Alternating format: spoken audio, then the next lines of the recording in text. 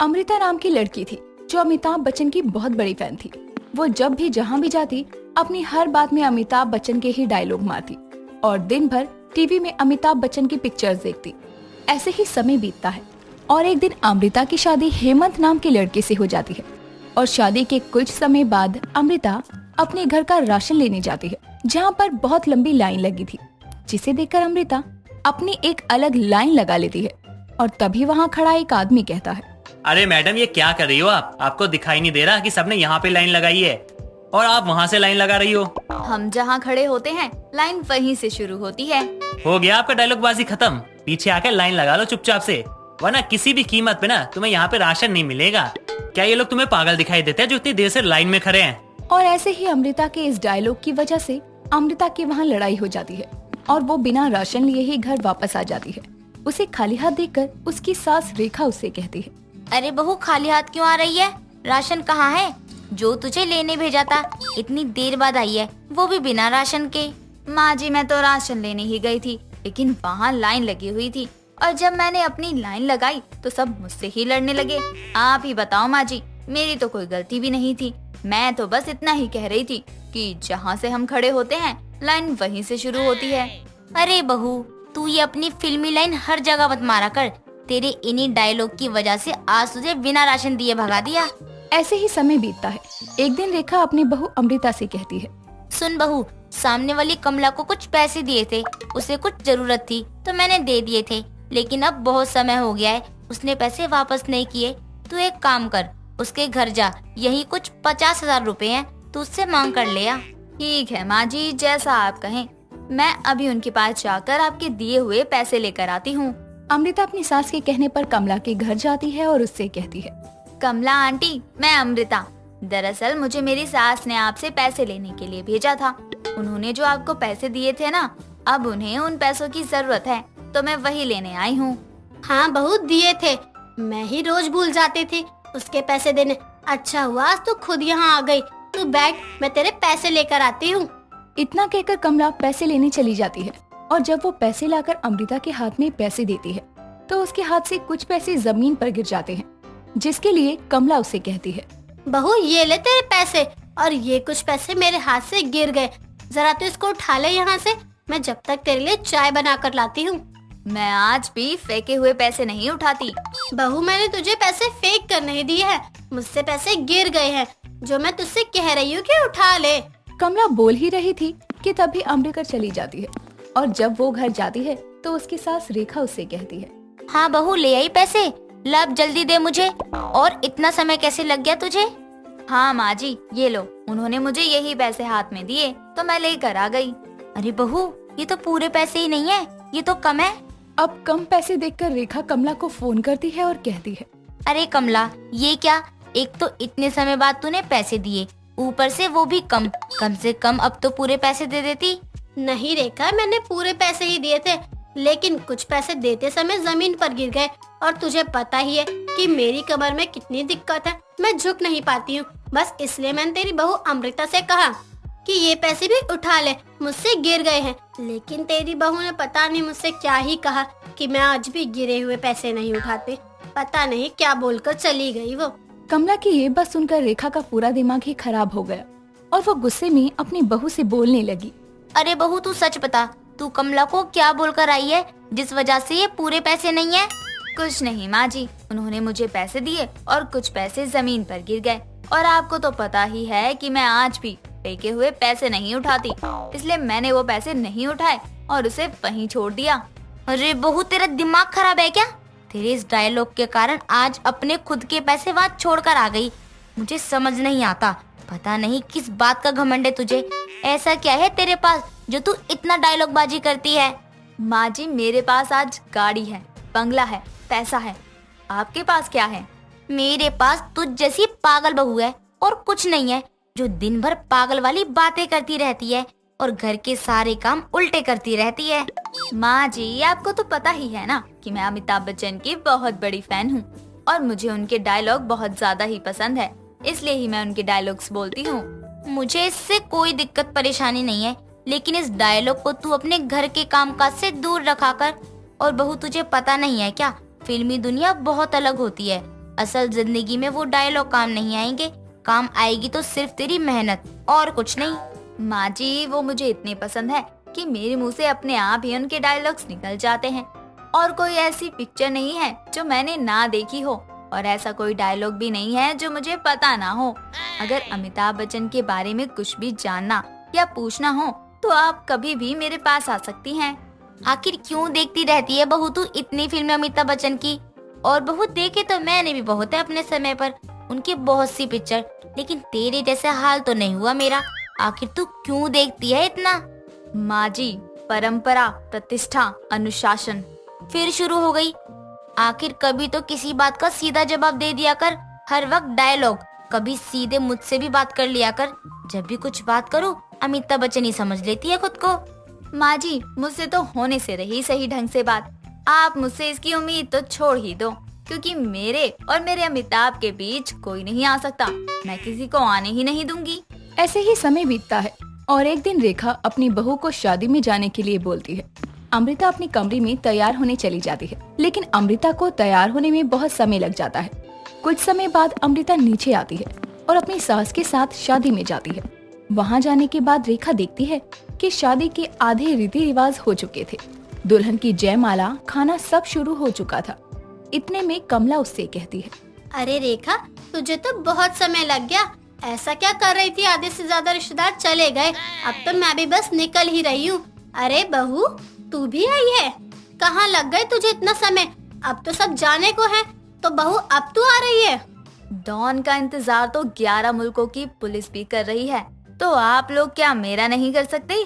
बहू तू एक काम कर, तू अब चुप हो जा। तू दोबारा यहाँ पर अपने अमिताभ बच्चन के डायलॉग शुरू मत कर दे। चुप होकर बैठ, कुछ बोलने की जरूरत नहीं है तुझे। चल जा, अब वहाँ जाकर कुर्सी पर बैठ जा, मैं वहीं तेरे लिए खाना लेकर आती हूँ। अमृता वहाँ अपनी सास के कहने पर कुर्सी पर जाकर बैठ जाती है और कुछ देर बाद रेखा अपनी बहू के लिए खाना लेकर आती है। तभी रेखा की दूर की दोस्त विमला वहाँ आकर खड़ी हो जाती है और उससे कहती है, अरे रेखा, ये तेरी बहू अमृता है ना? मैंने इसे आज पहली बार देखा। कितनी सुंदर है तेरी बहू तो, लेकिन ये इतना चुप क्यों है? कम बोलती है क्या? अरे बहू कुछ बोल ना। कुछ बोलती ही नहीं है बहू। I can talk English, I can walk English, I can laugh English because English very funny language. अरे बहू, ये क्या बोले जा रही है? क्या मतलब होता है इसका? मुझे तो कुछ समझ ही नहीं आ रहा है। अरे रेखा, ये क्या बोले जा रही है तेरी बहू? कुछ बताएगी? अरे विमला पूछ मत, मैं तो कह रही थी इसे थोड़ा चुप रहने दे, लेकिन नहीं। ले अब सुन क्या बोलती है मेरी बहू। तुझे क्या बताऊं विमला, दरअसल मेरी बहू को अमिताभ बच्चन को बहुत पसंद करती है और दिन भर बस उसी के डायलॉग बोलती रहती है। कभी कभी तो मुझे लगता है मेरी बेटी की शादी इस लड़की से नहीं, लेडी अमिताभ बच्चन से ही हो गई है। इतना कहकर वो अपना सर पकड़ लेती है। नीतू झुग्गियों में रहने वाली एक गरीब घमंडी लड़की थी, जिसकी शादी एक बहुत बड़े घर में नरेश नाम के लड़के से हो जाती है, जिसके बाद उसका घमंड और बढ़ जाता है और उसके ऐसे घमंडी स्वभाव को देखकर उसकी सास को अपनी गलती पर बहुत पछतावा होता है और वो कहती है, सच में बहू, अगर मुझे पता होता कि तू गरीब होने के बाद भी इतनी घमंडी है तो मैं तुझे कभी अपने घर की बहू नहीं बनाती। माँ जी, मैंने ऐसा भी क्या कर दिया? और वैसे भी गरीब घर से निकलकर अमीर घर में आना मेरी किस्मत है। इसमें आपने क्या किया है? आप तो बस एक जरिया हैं। इतना घमंड करना भी ठीक नहीं है बहू। लोग कहते हैं गरीब घर की लड़कियों में बहुत संस्कार होते हैं, उनके अंदर किसी चीज का घमंड नहीं होता है। हमेशा गरीब घर की लड़की को बहू बनाकर लाना चाहिए, लेकिन मेरे साथ तो उल्टा हो गया और अब मुझे लगता है कि मुझे किसी अमीर घर की लड़की को ही अपनी बहू बनाना चाहिए था। मुझे उम्मीद है वो तेरे जैसी तो नहीं होती। माँ जी, मुझे ताना मारने के सिवा और कुछ भी काम कर लिया करो। जरूरी नहीं है कि सारे काम नौकर ही करें। मेरा ही दिमाग खराब है जो मैं तुझे समझा रही हूँ, क्योंकि जिस लड़की में गरीब होने पर इतना घमंड था तो अब तो उसके पास सब कुछ है, तब कहाँ उसका घमंड नीचे आएगा। लगता है मुझसे ही गलती हो गई तुझे पहचानने में। देवकी इतना कहकर वहाँ से चली जाती है और नीतू पर अपनी सास देवकी की बातों का कोई असर नहीं होता। ऐसे ही कुछ समय और बीतता है। तभी एक दिन सुबह के समय देवकी हॉल में बैठी चाय पी रही होती है। तभी उसकी पड़ोसन शांति कॉटन की साड़ी पहने हुए अपने हाथों में एक छोटा सा बैग लिए उसके घर आती है और कहती है, कैसी हो देवकी तुम? और तुम्हारी बहू कैसी है? शांति तुम आओ आओ, कैसे आना हुआ आज तुम्हारा? आज कैसे अपनी सहेली की याद आ गई तुम्हें? मैं ठीक हूँ और मेरी बहू भी।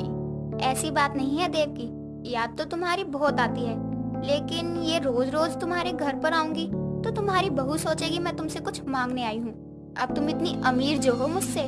शांति, अगर मुझे अमीर गरीब से इतना फर्क पड़ता तो मैं अपने एक लौते बेटे की शादी एक झुग्गी में रहने वाली गरीब लड़की से नहीं करवाती। इसलिए आज के बाद अपने अंदर ये अमीर गरीब का फर्क मत रखना और ना ही करना। अच्छा ठीक है, तू जीती मैं हारी। अब कभी नहीं बोलूंगी तू अमीर है मैं गरीब हूँ। ये हुई ना सहेलियों वाली बात। लेकिन एक बात बता, मेरी बहू को देखने के लिए सब आए, लेकिन तू क्यों नहीं आई? तू समझती नहीं है देवकी, अब कोई बहू को खाली हाथ देखने थोड़ी ना आता है। और मेरी बहू रेणुका को सैलरी नहीं मिली थी इसलिए नहीं आई थी। अब जब मिल गई है तो जितना हो पाया उतना खर्च करके अपनी तरफ से अच्छी सी साड़ी देख कर लाई हूँ। पागल है तू जो इतना सोच रही है। तोहफा दिल से दिया जाता है, महंगा और सस्ता देखकर नहीं। मुझे उम्मीद है उसे पसंद आएगा। उसने वो गरीबों वाले दिन देखे हैं जो तू अभी काट रही है, इसीलिए वो क्या सोचेगी इस बात की तू चिंता मत कर। देवकी और शांति आपस में बात ही कर रहे होते हैं।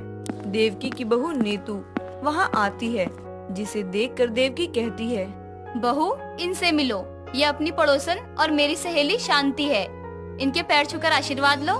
माँ जी, इनके कपड़ों की हालत देखकर तो नहीं लग रहा कि ये आपकी जैसे अमीर औरत की सहेली होंगी, और ऐसे ही मैं आते जाते लोगों के पैर नहीं छूती हूँ। बहू ये तू क्या बोल रही है? कम से कम दूसरों के सामने तो अपना घमंड कम कर ले और थोड़ा प्यार से बोल ले। माँ जी, आपको तो मेरी हर बात में घमंड ही दिखाई देता है। मैंने इसमें घमंड नहीं दिखाया है, मैं तो बस जो सच है वही बोल रही थी। बस कर बहू, अब कुछ मत बोल, चुपचाप यहाँ आकर बैठ जा। शांति तुझे देखने आई है। आओ बहू, जरा मेरे पास तो बैठो। माफ करना, तुम्हारी मुंह दिखाई करने में थोड़ी देर हो गई। नहीं आंटी जी, वो क्या है ना कि आपके कपड़े और ये गरीब हालत देखकर मुझे आपके पास बैठने का मन नहीं है। आप माँ जी के साथ बैठिए, मैं नौकरों से कहकर आपके लिए चाय भिजवाती हूँ। और रही बात देखने की, तो आपने मुझे देख भी लिया और बात भी कर ली। बहू रुक तो, ये देख मैं तेरे लिए तोहफे में साड़ी लेकर आई हूँ, देखकर बता कैसी है। अब अपनी सहेली की नई नवेली बहू को देखने के लिए खाली हाथ थोड़ी ना आती। शांति के कहने पर नीतू साड़ी का बैग उससे लेकर साड़ी को खोलकर देखती है और हंसते हुए कहती है, आंटी जी, आपके इस तोहफे में दी गई साड़ी से अच्छी तो हमारे घर की नौकरानी पहनती है। ये लीजिए आपकी साड़ी आंटी जी, और अपने जैसे किसी गरीब को दे दीजिएगा। लेकिन बहू, ये तोहफा मैं तेरे लिए बड़े प्यार से लेकर आई थी, रख ले बहू। बहू इस तरह किसी के तोहफे का अपमान नहीं करना चाहिए। इतना घमंड किस काम का है बहू? नहीं माँ जी, जो चीज मेरे काम ही नहीं आ सके वो चीज मैं रखकर क्या करूँगी। नीतू इतना कहकर वहाँ से चली जाती है। तभी शांति दुखी मन से देवकी से कहती है, देवकी, तूने तो कहा था कि तेरी बहू खुद एक गरीब घर की है, वो मेरी गरीबी और मेरी परेशानी समझेगी, लेकिन ये तो तेरी गरीब घमंडी बहू निकली। मुझे अगर पहले पता होता कि तेरी बहू इतनी घमंडी है तो मैं कभी उसे देखने ही नहीं आती। शांति इतना कहकर वहाँ से चली जाती है और उसकी बात सुनकर देवकी को बहुत दुख होता है। ऐसे ही कुछ समय और बीतता है। तभी एक दिन शाम के समय देवकी की धोबन उसके घर आती है और कहती है, मालकिन, मेरे लड़के की तबीयत बहुत खराब है, मुझे कुछ पैसे की जरूरत है। अगर हो सके तो कुछ पैसे दे दीजिए, मैं जल्दी ही आपके पैसे वापस कर दूंगी। हाँ बिल्कुल, तुम रो मत, मैं अभी तुम्हारे लिए पैसे लेकर आती हूँ। तुम्हारा बच्चा जल्दी ठीक हो जाएगा। मालकिन, मैं आपका ये एहसान कभी नहीं भूलूंगी। तुम यहीं रुको, मैं अभी आती हूँ। देवकी इतना कहकर अपने कमरे में चली जाती है और थोड़ी देर बाद पैसे लेकर नीचे आती है और जैसे ही धोबन को देने चलती है तभी उसकी बहू नीतू वहाँ आती है और कहती है, माँ जी, आपका दिमाग तो ठीक है? ऐसे ही किसी भी गरीब भिखारी को पैसे दान में देती रहेंगी क्या? पैसे पेड़ पर थोड़ी उगते हैं। बहू, उसके बच्चे की तबीयत खराब है, तभी वो इतनी शाम को हमारे पास मदद मांगने आई है और तुम इसे पैसे देने के लिए मना कर रही हो। क्या भरोसा है माँ जी कि ये सच बोल रही है? हो सकता है ये झूठ बोल रही हो। मालकिन, मैं अपने बेटे की कसम खा के बोल रही हूँ, मेरा बेटा सच में बीमार है। माँ जी, आप जानती नहीं है, ये गरीब लोगों का कोई ईमान नहीं होता है। ये पैसों के लिए अपने बच्चे की झूठी कसम भी खा लेती हैं। बस करिए छोटी मालकिन, लेकिन आप भी कोई अमीर घर से नहीं हैं, एक गरीब झुग्गी वाली हैं। वो तो किस्मत अच्छी है जो आपको इतना बड़ा और अमीर ससुराल मिला। मैंने सोचा था कम से कम आप तो हमारी परेशानी समझेंगी, लेकिन माफ करिए बड़ी मालकिन, आपकी बहू तो एक गरीब घमंडी बहू निकली जिन्हें अपने घमंड के आगे कुछ नहीं दिखता है। धोबन इतना कहकर बिना पैसे लिए ही वहाँ से चली जाती है, जिसे देखकर देवकी को बहुत गुस्सा आता है और वो कहती है, बहू तुझे किस बात का घमंड है? क्या है तेरे पास घमंड करने के लिए? शायद तू ये भूल गई है कि जिन गरीब लोगों को तू अपना घमंड दिखा रही है, तू भी उन्हीं में से एक है। अगर मैंने तुझे अपने घर की बहू नहीं बनाया होता ना, तो आज तू भी उसी झुग्गियों में पड़ी होती, गरीबों के बीच। और अगर मेरे बेटे को पता चला कि जिसे मैं संस्कारी लड़की समझकर बहू बनाकर लाई थी, वो एक गरीब घमंडी बहू निकली जो उसकी माँ की कोई कदर नहीं करती है, तो वो तुझे 1 मिनट में घर से निकाल देगा। देवकी नीतू को उसके घमंडी स्वभाव के चलते जो कुछ सुना रही थी, उसकी सारी बातें दरवाजे पर खड़ा उसका बेटा नरेश सुन लेता है, जिसके बाद वो घर के अंदर आकर अपनी माँ देवकी से कहता है, माँ, अब पता लगाने के लिए कुछ बाकी नहीं है। मैंने आप दोनों की सारी बातें सुन ली है। मुझे कहना तो नहीं चाहिए नीतू, लेकिन मुझसे शादी करने की तुम्हारी हैसियत नहीं थी। मैंने तो सिर्फ अपनी माँ की खुशी और जुबान के लिए तुमसे शादी करी थी, लेकिन अब जब वो खुशी ही नहीं रही तो तुम्हारी यहाँ पे कोई जरूरत नहीं, तुम अपने घर वापस जा सकती हो। आप ये क्या कह रहे हैं? मैं अपना ससुराल छोड़कर कहाँ जाऊंगी? मुझे माफ कर दीजिए माँ जी, मुझसे बहुत बड़ी गलती हो गई। मैं अपने घमंड में आकर अपनी हैसियत, सही गलत का फर्क सब भूल गई थी। माफ कर दीजिए आप लोग मुझे बस एक मौका दीजिए। मैं आगे से कोई भी शिकायत का मौका नहीं दूंगी। नीतू के माफी मांगने पर उसके घर वाले उसे माफ कर देते हैं और उसे सुधरने का एक और मौका दे देते हैं, जिसके बाद नीतू अपने घमंडी स्वभाव को धीरे धीरे बदलने की कोशिश करने के साथ साथ एक अच्छी बहू बनने की भी कोशिश करती है।